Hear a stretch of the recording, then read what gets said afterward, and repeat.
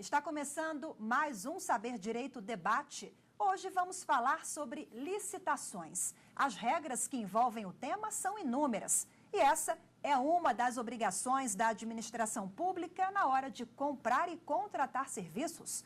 Mas o que muita gente não sabe é que nem sempre elas são obrigatórias. E essa é a questão que vamos abordar no programa de hoje. Quem conversa comigo é o advogado, professor de Direito Administrativo e especialista no tema, Eliesley Silva. Professor, muito obrigada pela participação. Seja bem-vindo ao programa. Eu agradeço, Rafaela. A honra é toda minha. Que bom. Eu queria começar com a pergunta sobre o que para que servem as licitações, na verdade, né? Tema do curso que nós exibimos aqui durante a semana no Saber Direito Aula. As licitações são um mecanismo que o Estado utiliza para selecionar, dentre os possíveis interessados, a proposta mais vantajosa para contrato de seu interesse. Com ela, atende-se ao princípio da isonomia, porque todos são tratados de forma isonômica, obviamente guardadas as devidas desigualdades que devem ser tratadas, por exemplo, microempresas, empresas de pequeno porte. Observa-se o princípio da eficiência, que permite ao contrato uma proposta vantajosa, e também o princípio da moralidade, na medida em que promove a ética, a honestidade na lida com os recursos públicos. Agora, professor, na compra e na contratação de serviços pela administração pública, a licitação ela é obrigatória ou facultativa? A Constituição Federal, no artigo 37, inciso 21, obriga o poder público a utilizar a licitação para a contratação de serviços, realização de obras, aquisição de produtos e até mesmo para vender. O poder público faz alienações, por exemplo, leilões para vender bens móveis inservíveis, né? Como bens que já não são mais utilizados, mobiliário antigo, veículos que já foram substituídos, dentre outros. Então, para tudo isso, a Constituição obriga o poder público a utilizar a licitação como mecanismo para a escolha de quem será o contratado. Justamente para manter essa isonomia e dar oportunidade para todos, né? Mas nem sempre a licitação é feita. Quando que ela pode ser facultativa, por exemplo?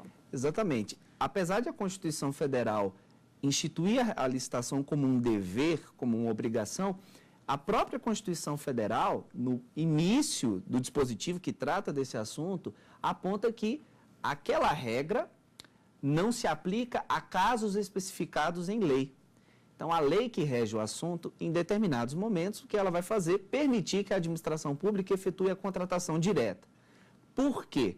Porque, em determinados casos, o interesse público será melhor atendido com a contratação direta. Ou seja, às vezes, será mais vantajoso fazer a contratação direta a abrir um procedimento licitatório. Quando isso acontece, então a lei permite à administração fazer a contratação direta, seja por meio de um mecanismo de dispensa de licitação ou por inexigibilidade de licitação. E justamente esse foi o tema do curso, né, que o senhor tratou aqui durante a semana. Qual é a diferença entre uma e outra, a dispensa e a inexigibilidade da licitação? Existem algumas diferenças. A que eu poderia apontar como a mais relevante é a seguinte. A dispensa ocorre num ambiente em que a licitação poderia acontecer em tese, ou seja, haveria viabilidade de competição. Se o poder público instaurasse a disputa, provavelmente isso aconteceria e haveria uma licitação, digamos assim, concluída. Já a inexigibilidade, ela ocorre num ambiente em que a competição é inviável. Mesmo que o Estado quisesse instaurar a licitação, ele não conseguiria alcançar o intento de contratar bem. Então, o resultado do serviço, a execução de um bom trabalho, seria isso? Isso, às vezes seria um problema de execução, às vezes seria uma real impossibilidade. Como, por exemplo, a contratação, ou melhor, a aquisição de um produto que só pode ser fornecido por uma única empresa. Eu não tenho opção, ou eu compro dela, ou eu não compro. Então, a inexigibilidade ela ocorre nesse ambiente em que a administração não tem escolha. Ela não tem a possibilidade de ter competição por aquele objeto, então ela vai fazer a contratação direta. Já a dispensa, ela ocorre no ambiente em que a competição é viável, mas a lei, por um motivo ou outro, resolveu permitir à administração fazer a contratação direta.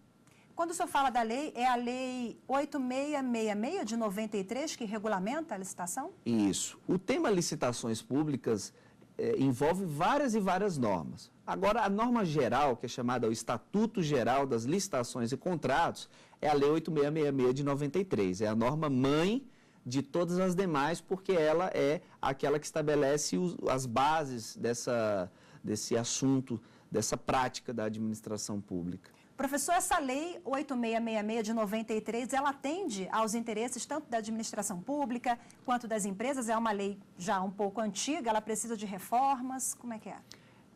Você já mesmo colocou, o prazo da lei já é um prazo, digamos aí, de mais de 20 anos, né, de 93 até os dias atuais, e acontece que sim, ela requer reformas, inclusive tramita no Senado um projeto de lei de uma nova lei de licitações e contratos, justamente porque o mercado muda, principalmente com a inserção da tecnologia na sociedade, isso impacta diretamente na forma como o poder público contrata. Então, há mesmo a necessidade de uma série de alterações na 8666 para que ela possa fazer frente a essa nova realidade. Temos que aguardar o trâmite desse processo legislativo. Agora, professor, um exemplo prático aqui. Por exemplo, a contratação de artistas, que são contratados aí por governos estaduais, municipais, em vários âmbitos, né? Essa é uma das formas da contratação direta. Qual que é a peculiaridade nesse caso? Não precisa de licitação, por exemplo? Exatamente. Veja, o Estado quer promover uma festa para comemorar o aniversário e quer que esse evento seja um evento de atratividade ao público, quer fazer algo que marque realmente a história da cidade. Então, ele tem que trazer um artista consagrado, ele não pode trazer um artista que não tenha poder de mobilização de público. E, então, pensemos, entre os artistas consagrados, se nós fôssemos fazer uma licitação, nós teríamos, de fato, disputa? Você consegue imaginar artistas de grande peso competindo entre si para ver quem vai cobrar mais barato para fazer? Isso não vai acontecer. É por isso que a contratação direta, no caso, vem por inexigibilidade de licitação e inviabilidade de competição. Se eu instaurar uma licitação, eu posso ter artistas, mas não os consagrados. Não de peso, né? Não, os artistas de peso. Então, no caso, o poder público contrata por inexigibilidade de licitação. E é artista de todo e qualquer segmento, não só música, mas música, cinema. Mas aí é o seguinte, só artista de peso, né? Um exemplo aqui. A condição da lei é que o artista seja consagrado pela crítica especializada ou opinião pública. Porque artistas da cidade, por exemplo, não iria se enquadrar aí, porque daria para fazer uma licitação. Sim, porque esses artistas eles estariam, em tese, mais disponíveis a participar, a disputar aquele palco. Então, seria essa a ideia de, quando o artista é consagrado, não haver a licitação e sim a contratação direta. Agora, professor, eu observo que cada caso é um caso, né? Em relação a esse assunto licitações. Às vezes o que pode para um não pode para outro, subjetivo. Isso é preocupante em relação a alguns erros que acontecem na área? Claro, porque já se começa usando esse mesmo cenário. O que é a consagração pela opinião pública? É algo extremamente subjetivo e temporal, porque o artista que hoje esteja aí digamos assim, num alto grau de visualização, de visibilidade midiática, pode ser que amanhã ele seja substituído por um outro. É nessa hora que se torna importante para os órgãos da administração pública acompanhar a jurisprudência dos órgãos de controle. Porque, normalmente, quando os tribunais de contas vão decidindo questões desse tipo, eles vão sinalizando, na ótica daquele órgão colegiado, o que se entende como razoável dentro daquelas contratações. É por isso que é importante que o gestor público ele esteja constantemente atualizado com relação a como os órgãos de controle encaram aquela questão, como ele tem tratado aquela matéria em temas que sejam semelhantes. A gente vai fazer uma breve pausa agora e o assunto jurisprudência é tema do próximo bloco. A gente volta rapidinho. Até já!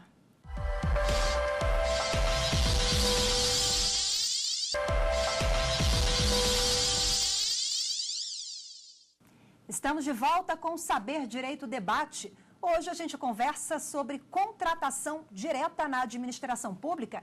Quem está comigo aqui no estúdio e fala sobre o tema é o advogado Eliesley Silva.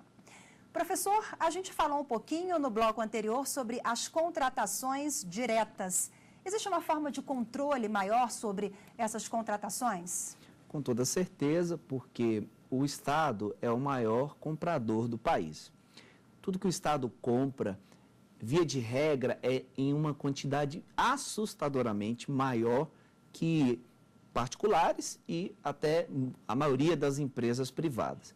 E óbvio que esse contratante de peso acaba sendo muito disputado e nessas disputas, infelizmente, as empresas acabam, às vezes, utilizando mecanismos para obterem preferência e nós temos o que nós já conhecemos, infelizmente, do campo da realidade.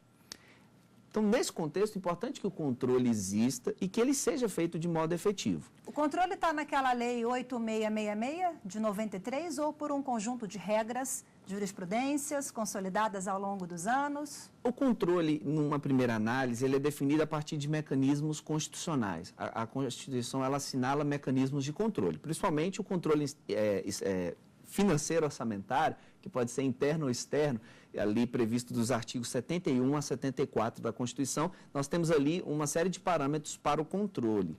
E a Lei 8666, ela é exatamente o substrato, ou seja, quando o órgão exerce controle, ele parte de alguns pressupostos, que são os pressupostos da lei.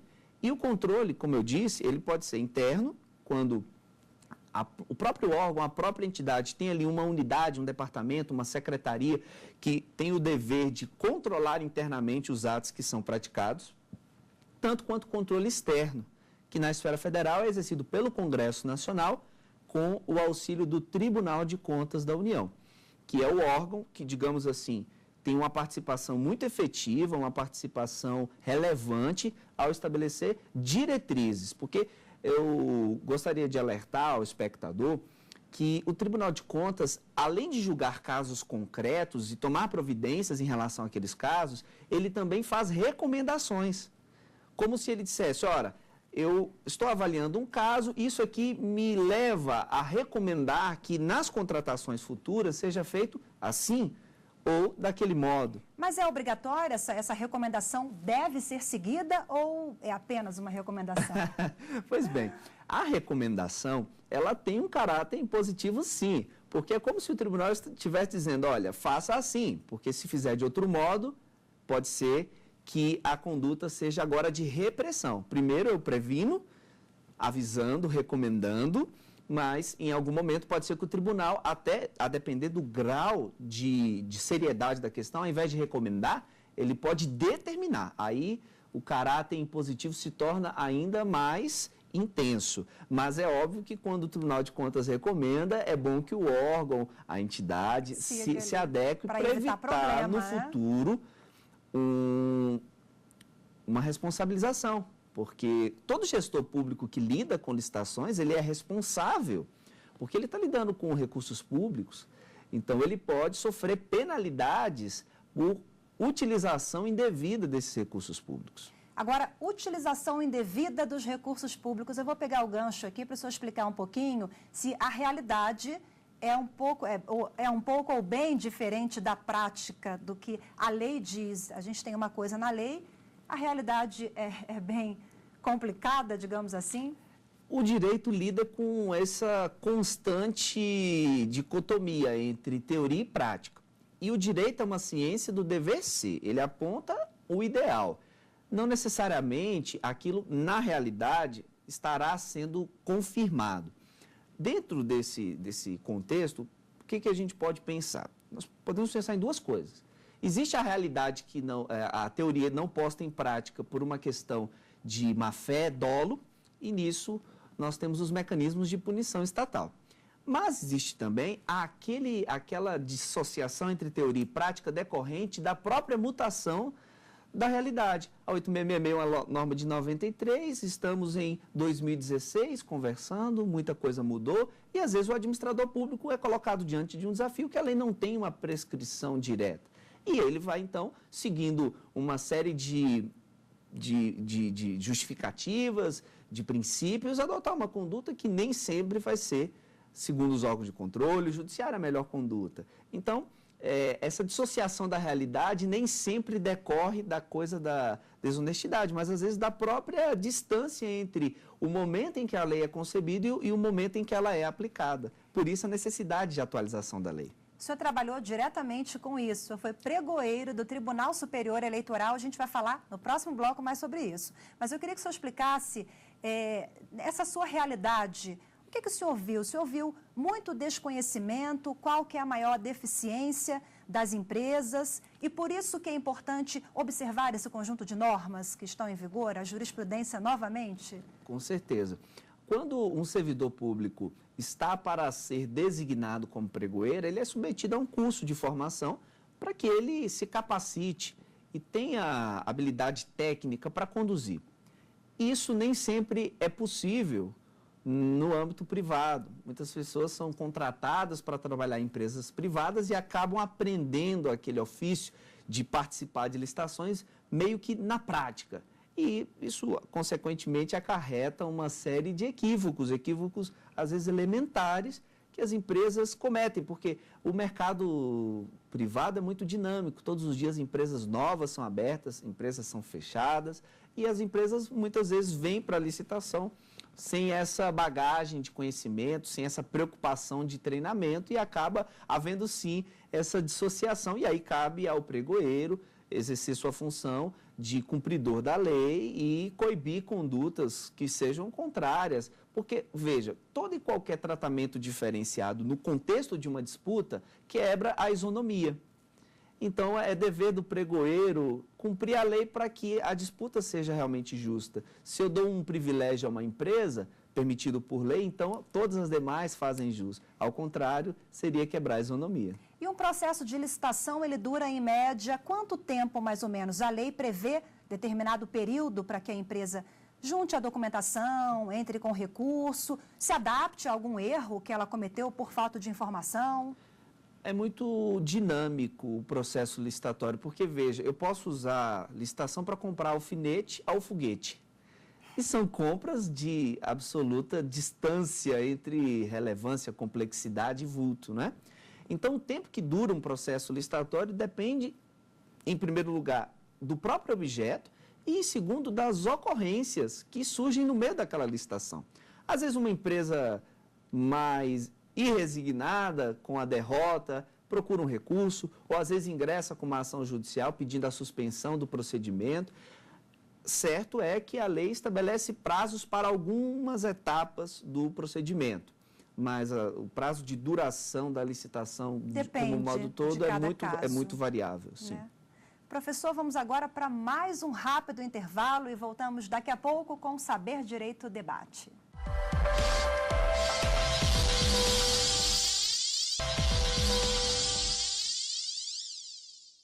O Saber Direito Debate está de volta e neste bloco a gente faz a indicação de alguns livros que ajudam a entender um pouco mais sobre o tema. Professor, antes de mostrar os livros, eu queria retomar num assunto que a gente passou rapidinho, mas acho que é importante, sobre a dispensa no caso das licitações. O senhor pode rapidamente abordar quais os casos? Bem, contratações de pequeno valor, por exemplo, compras e serviços em geral de até R$8.000, não se faz licitação, porque às vezes o tempo que se demora, o emprego de energia, de trabalho e até de recurso financeiro é superior ou desproporcional ao objeto que será contratado, portanto, posso fazer por dispensa. No caso de obras e serviços de engenharia, esse valor de 8 salta para R$15.000, também pode ser feito por dispensa. Além desse, nós temos o caso bastante comum da contratação emergencial. O poder público tem uma necessidade, há um perigo iminente à segurança de pessoas, bens, e ele tem de fazer uma contratação imediatamente. Portanto, incompatível com a ideia de instaurar um processo licitatório e qualquer demora na condução desse procedimento. Portanto, nessa situação, o Estado pode fazer um contrato emergencial para atender aquela situação, portanto, para que esteja diretamente relacionada ao atendimento da situação calamitosa ou da situação emergencial, mas como um contrato emergencial, ele tem um prazo máximo de 180 dias consecutivos e ininterruptos, que é o suficiente para que a administração, paralelamente à contratação emergencial, instaure um processo licitatório e possa, ao final do contrato emergencial, suceder com a empresa que foi regularmente contratada mediante licitação. Agora, antes dos livros também, eu queria falar um pouquinho sobre a questão do fornecedor exclusivo no caso da inexigibilidade. Isso, nós comentamos isso em bloco anterior. O caso é de inviabilidade de competição, porque só tem uma empresa? Só aquela empresa atuando no segmento. E é importante deixar claro que essa exclusividade não é autodeclarada, e nem uma exclusividade obtida por meio de pesquisas superficiais. Por exemplo, eu na condição de assessor jurídico, nessa área de licitações, porque eu trabalhei no processo licitatório em etapas diferentes, identifiquei um processo em que o gestor queria contratar uma empresa por inexigibilidade, dizendo que ela era exclusiva no mercado, e o fundamento foi uma pesquisa no Google. Nossa! Essa é uma justificativa frágil. Aí você foi pesquisar mais um pouquinho e viu que não era bem assim. Isso, então deve ser aferida mediante declaração de sindicatos, de confederações, de órgãos, de entidades que tenham oficialidade naquele segmento. Digo, olha, realmente neste ramo, esta empresa, ela é a que atua em regime de exclusividade. O senhor foi pregoeiro do Tribunal Superior Eleitoral. Como é que foi esse trabalho? O que o senhor viu e observou durante esse tempinho que o senhor atuou na área? Com o pregão eletrônico realizado por meio da internet, facilitou bastante, tanto para a administração pública quanto para as empresas, na medida em que as empresas podem designar um único funcionário e esse funcionário pode participar de diversas licitações simultaneamente, porque a dinâmica do processo permite isso. Então, a competitividade aumentou bastante e também a própria celeridade do processo.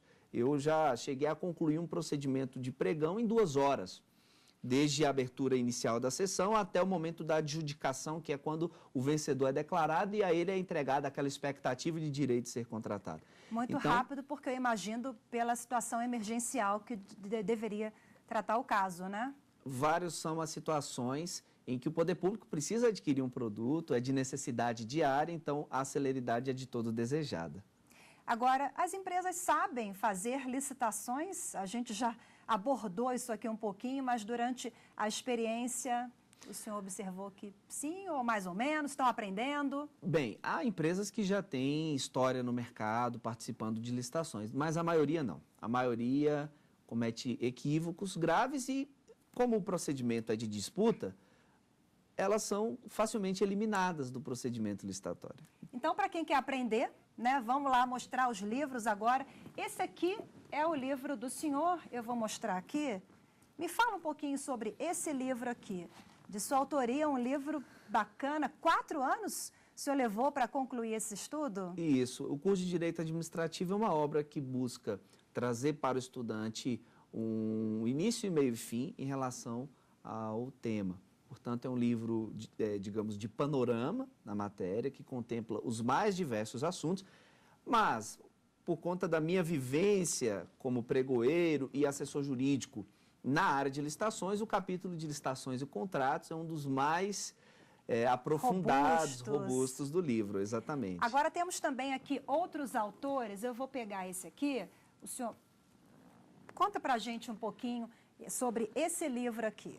Esse é o Comentário à Lei de Licitações e Contratos, do professor Marçal Justen Filho, que eu considero um dos expoentes nacionais a respeito dessa temática de licitações e contratos, e eu considero o livro mais completo. É aquele em que, quando surgem questões, dúvidas, eu primeiro consulto por conta da sua densidade de conteúdo, com muita jurisprudência, então é uma obra de referência na área. Então, todas essas dúvidas que a gente abordou aqui podem ser esclarecidas com essas publicações. Com Temos certeza. uma última aqui que o senhor trouxe, deixa eu mostrar. Esse aqui é Manual de Direito Administrativo, e esse aqui, inclusive, o senhor é citado aqui nesse livro como referência, não é? Esse livro foi o livro que eu utilizei quando estudei Direito Administrativo na graduação, sempre foi um dos autores da minha predileção, um livro reconhecido, aclamado no meio jurídico nacional, e tive esse privilégio, essa honra de ter sido citado por um autor que eu sempre admirei e ainda não tive a oportunidade de conhecê-lo pessoalmente. Então foi para mim assim um grande presente saber que de alguma forma o meu livro, ainda sendo um livro de alguém, digamos, iniciante no mercado autoral jurídico, possa ter chamado a atenção do professor Carvalho Filho, uma referência. Aquele anterior é comentado, esse aqui é mais detalhado na lei, é isso? Esse último que nós mostramos. Bem, os livros são semelhantes no que se refere à abordagem. A diferença é que o curso de Direito Administrativo que eu escrevi, eu tive um foco mais no estudante de graduação, aquela pessoa que quer aprender Direito Administrativo e quer uma informação mais completa. Já o livro do professor Carvalho Filho é um verdadeiro compêndio, é um livro extremamente aprofundado e completo, muito adequado para pessoas que já têm formação na área jurídica ou estão se preparando para concursos da magistratura, concursos do Ministério Público, ou seja, é indicado para quem realmente quer se aprofundar no estudo do direito administrativo. Ok, professor. Infelizmente, nosso tempo está chegando ao fim.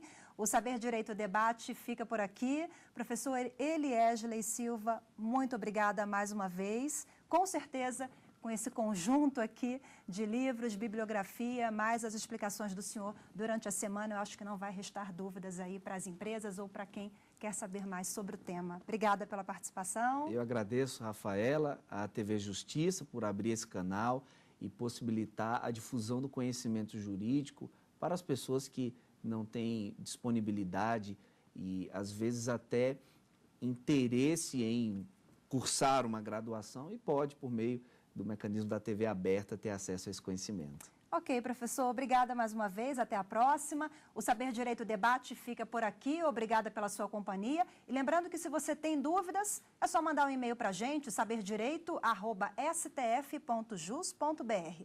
Você encontra a nossa programação no site tvjustiça.jus.br. Até o próximo programa.